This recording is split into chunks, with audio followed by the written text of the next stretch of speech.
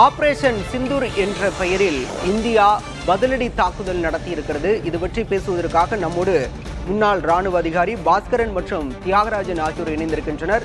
தியாகராஜன் அவர்களிடம் பேசலாம். சார் வணக்கம். ஆபரேஷன் சிந்தூர் என்ற பெயரில் நள்ளிரவு முதலே இந்தியா தாக்குதலை நடத்திட்டு வருது. இந்த தாக்குதலை எப்படி பாக்குறீங்க? முதற்கட்டமா ஆபரேஷன் சிந்தூர் அப்படின்னு ஏன் இந்த பேர் வச்சிருக்காங்க? இதற்கு பின்னாடி என்ன இருக்கு சார்?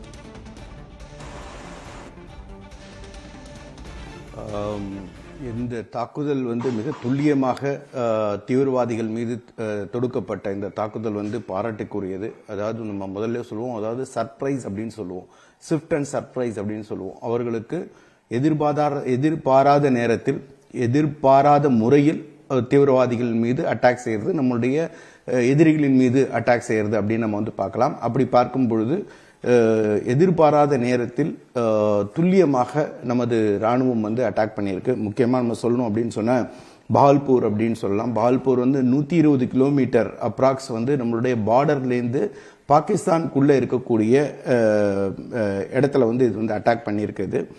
இது மசூத் அசர் அப்படின்னு சொல்லிட்டு எல்லாருக்கும் தெரியும். அவர் IC 814 1999 ஹைஜாக் பண்ணாரு. 2001 நம்மளுடைய பார்லிமெண்ட் அட்டாக் அவர் தான் காரணமானவர். 2000 ஜம்மு அண்ட் காஷ்மீருடைய அசம்பிளியில் அட்டாக் அவர் தான் காரணமானவர். அதையும் தாண்டி பார்க்கும்பொழுது 2016 பத்தான்கோட்டுடைய அட்டாக், அப்புறம் 2019 புல்வாமா அட்டாக். ஸோ இது மாதிரி மல்டிபிள் அட்டாக் செஞ்ச அவர்களுடைய அந்த ஹெட் குவார்ட்டர் அந்த இடத்துல பஹால்பூரில் போயிட்டு நமது ராணுவம் தகர்த்திருக்கின்றது. இப்போ ரொம்ப முக்கியமான ஒரு விஷயம் என்னென்ன, மசூத் அசர் அதில் கொல்லப்பட்டாரா அப்படிங்கிற அந்த ஒரு விஷயத்துக்காக, அந்த செய்திக்காக எல்லோரும் ஆவலாக காத்து கொண்டிருக்கின்றோம். அதையும் தாண்டி முர்திக் அப்படிங்கிற இடம் 30 கிலோமீட்டர் நம்மளுடைய பார்டர்லேருந்து ரொம்ப உள்ளுக்குள்ள இருந்தால் லாகூர்லேருந்து ஜஸ்ட் 30 கிலோமீட்டர் தூரத்தில் தான் இருக்கு. நம்ம லாகூருக்கு ஜஸ்ட் 30 கிலோமீட்டர் வரை நம்ம ஊடுருவி போய் அங்கே இருக்கக்கூடிய எல்இடியினுடைய ஹெட் குவார்ட்டரை நம்ம தகர்த்திருக்கின்றோம். அது 1990 அவங்களுடைய ஹெட் குவார்ட்டர்ஸ் அங்கே இருக்கு.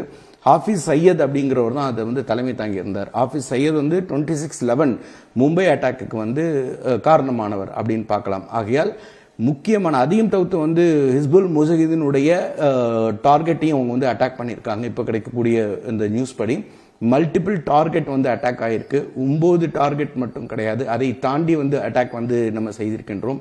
மிகப்பெரிய துல்லியமாக துரிதமாக நடத்தப்பட்ட இந்த தாக்குதல் மிகப்பெரிய அதிர்ச்சியை பாகிஸ்தானுக்கு கொடுத்திருக்கு. இதுல ஒரு விஷயம் நம்ம ரொம்ப உன்னிப்பாக பார்க்க வேண்டும். அவர்களிடம் ஏர் டிஃபென்ஸ் சிஸ்டம் அப்படின்னு சொல்லுவோம். அவருக்கு ஆன்டி மிசைல் சிஸ்டம், நம்மளுடைய மிசைல் போறப்ப, நம்மளுடைய ஏர்கிராஃப்ட் போறப்ப, நம்மளுடைய ஃபைட்டர்ஸ் போறப்ப அதை திருப்பி தாக்குகின்ற அந்த தகுதி, அந்த பாதுகாப்பு திறன், அந்த ஏர் டிஃபென்ஸ் அப்படின்னு சொல்லுவோம், அது அவர்களிடம் சுத்தமாக இல்லை அப்படிங்கிறது நமக்கு தெரிந்து விட்டது. ஏன்னா நம்மளுடைய எந்த ஒரு இன்டர்செப்டும் கிடையாது. நம்ம நேரடி போச்சு நம்மளுடைய முப்படைகளுடைய அந்த கோஆர்டினேஷன்ல, தரைப்படை, விமானப்படை, கப்பற்படை, அவருடைய கோஆர்டினேஷன்ல துல்லியமாக நாம் தாக்கியிருக்கோம். அவர் பாகிஸ்தான் உள் சென்று 100-120 கிலோமீட்டர் உள் சென்று லாகூருக்கு 30 கிலோமீட்டர் அருகில் சென்று அவருக்கு தக்க பதிலடி கொடுத்திருக்கின்றோம். முதுகெலும்பு இல்லாத கோழைகள் பாகிஸ்தானியர்கள் அப்படிங்கிறது இதுல மிக துல்லியமாக தெரிஞ்சிருக்கு. ஏன்னா நாங்க பதிலடி கொடுக்க போறோம்னு சொல்லிட்டு இருக்காங்க. பதிலடி என்பது தாக்கும் பொழுதே கொடுக்கக்கூடியதுதான் பதிலடி என்பது. அவர்களிடம் பேச தவிர அவங்களால எதுவும் கிடையாது. ஒரு டெரர் ஸ்டேட்டாக அது இருக்கின்றது. உலகத்திற்கு நம்முடைய டிட்டரன்ஸ் அப்படின்னு சொல்லுவோம், நம்மளுடைய ராணுவத்தினுடைய வலிமையை நாம் காமிச்சிருக்கோம் உலகத்துக்கு. இந்த நாள் பொன்னான நாள், இந்த ஹிஸ்டரியில வரலாற்றில் எழுதக்கூடிய மிகப்பெரிய ஒரு நாளாக இருக்கும். இது ஒரு தொடக்கம் தான். இது உலகத்திற்கு நாம் கொடுக்கின்ற ஒரு மெசேஜ். நம்ம இது பாகிஸ்தானுக்கு நம்ம கொடுக்கக்கூடிய மெசேஜ். முக்கியமாக பாகிஸ்தானை ஆதரிக்கின்ற சீனாவிற்கும் நாம் கொடுக்கின்ற ஒரு மெசேஜ். நமது நாட்டை யார் நம்ம மக்களை கொல்லணும்னு விருப்பப்பட்டாலோ, தீவிரவாதத்தினால் நமக்கு தாக்கணும்னு விருப்பப்பட்டாலோ அவர்கள் சும்மா விட மாட்டோம். நம்ம தக்க பதிலடி அவர்களுக்கு நாம் கொடுப்போம். அது மிகப்பெரிய பதிலடியாக இருக்கும். அது அவர்களுக்கு இழிவை ஏற்படுத்தும். அவர்களுடைய அந்த ராணுவத்திற்கும் நாட்டிற்கும் களங்கத்தை ஏற்படுத்தக்கூடிய வகையில் இருக்கும் அப்படிங்கிறது இன்னைக்கு நாம் உலகிற்கு பறைசாற்றி இருக்கின்றோம். இந்தியாவோட இந்த தாக்குதல் இப்போது இது தொடக்கம் தான் அப்படின்னு சொல்லியிருக்கீங்க. தொடர்ந்து பேசலாம் சார். தொடர்ந்து நம்மோடு முன்னாள் ராணுவ அதிகாரி பாஸ்கரன் இணைந்திருக்கிறார். சார் வணக்கம். நீங்க ராணுவத்துல பணியாற்றிய காலங்களில் இது மாதிரியான போர்களை எதிர்கொண்டிருக்கீங்களா? அந்த மாதிரியான சூழல்ல இந்திய ராணுவத்தோட நடவடிக்கைகள் வழக்கமா எப்படி இருக்கும்? இப்ப இந்த சூழல் தாக்குதல் 9 இடங்களை குறி வச்சு தாக்குதல் நடத்தியிருக்காங்க. இதை எப்படி பாக்குறீங்க? எல்லாருக்கும் வணக்கம். நம்ம எல்லாமே இன்னைக்கு என்ன எதிர்பார்த்துட்டு இருந்தோம்னா, நம்ம லாங்குவேஜ் சொல்லணும்னா படத்தை ட்ரையல் பார்க்கலாம்னு நினைச்சாங்க. ஆனா நம்ம அரசாங்கமும் இந்தியன் ஆர்மியும் சேர்ந்து படத்தவே ரிலீஸ் பண்ணிட்டாங்க. ஸோ நம்ம நாள எதிர்பார்த்திருந்த ஒரு அக்யூரசியான ஒரு சக்சஸ்ஃபுல் ஆபரேஷனை பண்ணதுக்கு இந்திய ராணுவத்துக்கும் இந்த கவர்மெண்ட்டுக்கும் நான் நன்றி கலந்த வணக்கம் தெரிவித்தேன். இந்த operation very very successful operation ஆயிருக்கும் என்று நம்புகிறேன். சார், ஆனா பொதுமக்கள் மத்தியில ஒரு பதற்றம் இருந்துட்டே இருக்கு. போர் வந்தா இது நாள் வரை அதாவது இந்தியா பாகிஸ்தான் போருக்கு பிறகு தற்போது மீண்டும் ஒரு தாக்குதல் நடத்தப்பட்டிருக்கிறது. இது ஒருவேளை வலுவான போராக மாறினால் என்ன மாதிரியான விளைவுகள் எல்லாம் ஏற்படும் அப்படிங்கிற அச்சம் பொதுமக்கள்கிட்ட இருக்கு. அது அந்த அளவுக்கு போகுமா? தீவிரமான ஒரு போரா போறதுக்கான வாய்ப்பு இருக்கா? நிச்சயமா வாய்ப்பு இருக்கு. நம்ம அஞ்ச வேண்டிய அவசியமே கிடையாது. ஏன்னா நிச்சயமாக இது வெகு ரொம்ப நாளா வார் எடுக்க மாட்டாங்க. ஏன்னா நம்மளுடைய நோக்கமே என்னன்னா பொதுமக்களோ பாகிஸ்தான் மேலேயே கிடையாது, தீவிரவாதிகள் மேலதான் நம்முடைய நோக்கமே. அவங்களுக்கு நீங்க நம்ம அண்டை மாநில கண்ட்ரி சப்போர்ட் பண்ணக்கூடாது என்ற ஒரே காரணம் தான் நமக்கு. இப்ப அவங்க பயங்கரவாதத்துக்கு உதவி பண்ணாம நாங்க உதவி பண்ண மாட்டோம், நாங்க முழுதாக ஒத்துழைப்பு கொடுக்குறோம்னு சொன்னா நாங்க போற விட்டுலாம். அதனால இப்ப என்னைய பொறுத்த மட்டும் இந்த வார் ரொம்ப நாளா நீடிக்காதுன்னு நம்புகிறேன். தியாகராஜன், நீங்க பேசுறப்ப குறிப்பிட்டீங்க ஆன்டி ஏர் மிசைல்ஸ் இது போன்ற அதிநவீன தொழில்நுட்ப உபகரணங்கள் பாகிஸ்தான் எதுவுமே இல்லை அப்படின்னு சொன்னீங்க.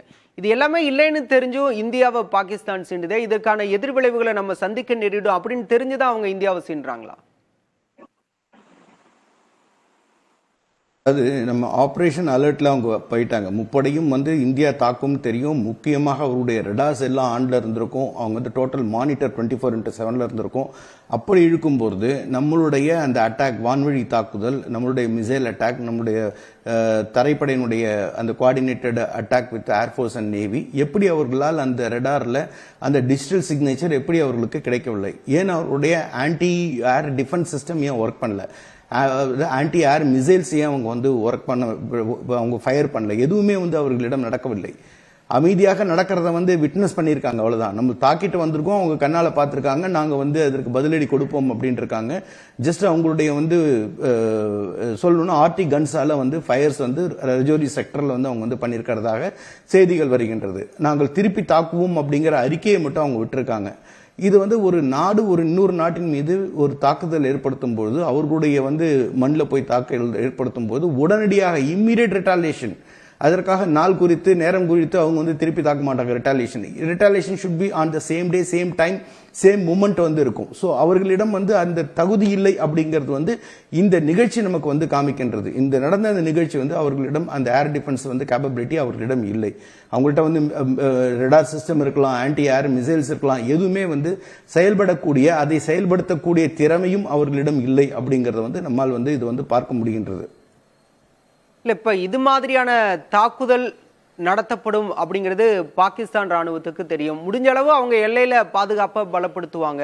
திடீர்னு உள்ள இருக்கக்கூடிய தீவிரவாத நிலைகள் கூட இருக்கிறதா சொல்லப்படுது. அந்த நிலைகள் மீது தாக்குதல் நடத்தும் போது பாகிஸ்தானோட எதிர்வினை எப்படியா இருக்கும் சார்?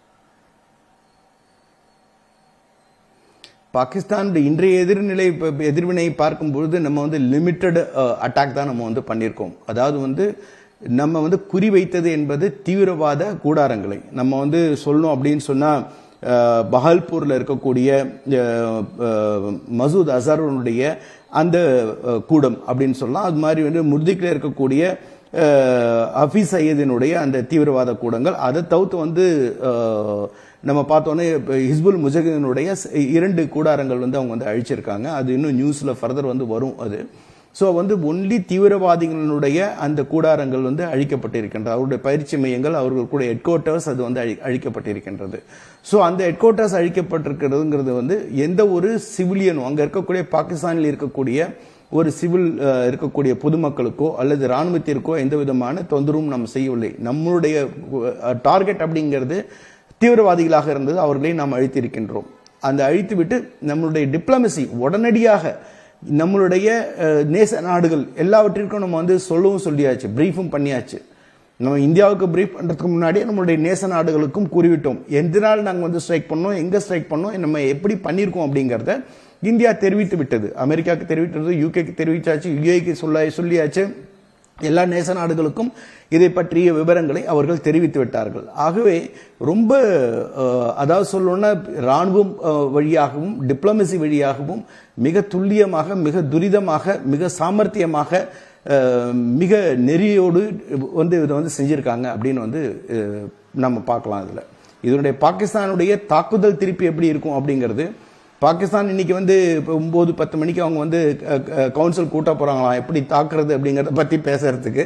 ஸோ அவர்கள் பேசினதுக்கு அப்புறம் அவங்க எது மாதிரி தாக்குதல் செய்வார்கள், அது வந்து எஸ்கலேஷன் லேடர்ல எந்த அளவுக்கு நமக்கு கொண்ட போகும், அவர்களிடம் அந்த அளவுக்கு இராணுவ பலம் இருக்கின்றதா, அந்த அளவுக்கு அவர்களிடம் பொருளாதாரம் இருக்கின்றதா, அந்த அளவு அவர்களிடம் டிப்ளமசி இருக்கின்றதா அப்படிங்கிற பல கேள்விகள் இருக்கின்றன.